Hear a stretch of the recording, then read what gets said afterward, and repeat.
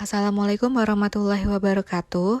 Perkenalkan, nama saya Putri Dwi Juwita. Di sini saya akan mereview jurnal yang disusun oleh Dani Durrohman dari Fakultas Hukum Universitas Langlang Buana mengenai penerapan sanksi pidana terhadap pelaku turut serta tindak pidana pembunuhan berencana berdasarkan Pasal 56 Kitab Undang-Undang Hukum Pidana atau KUHP dan upaya hukum untuk mewujudkan keadilan.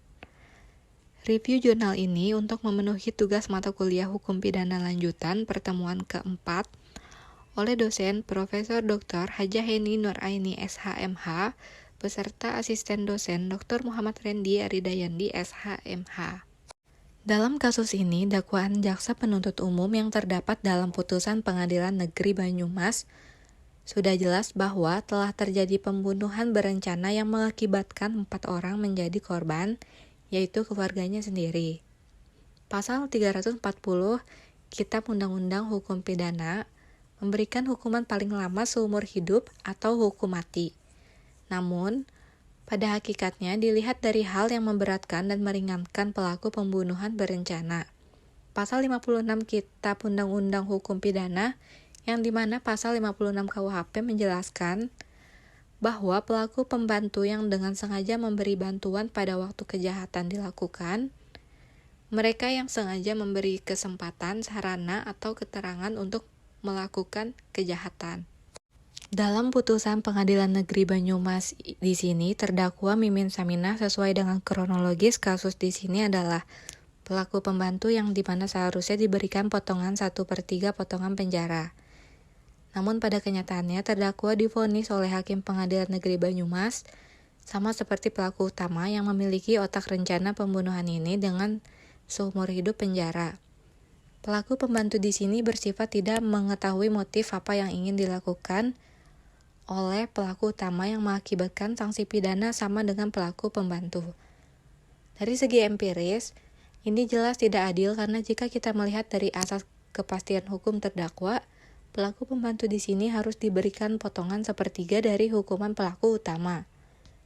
Pembunuhan dibedakan menjadi 2, yaitu 1 pembunuhan biasa yang terdapat dalam pasal 338, 2 pembunuhan berencana yang terdapat dalam pasal 340.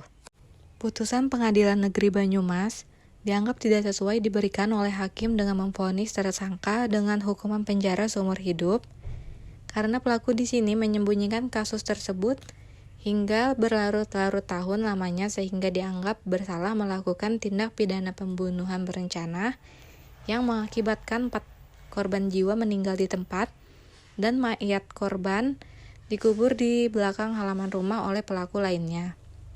Dilihat dari kronologis kasus terdakwa di sini hanya sebagai pembantu, seharusnya di dalam putusan pengadilan terdakwa di sini dikenakan pasal 340 KUHP, pasal 56 KUHP sesuai dengan dakwaan yang diberikan jaksa penuntut umum, tetapi pada kenyataannya hakim tidak memberikan hukuman terdakwa dengan pasal tersebut.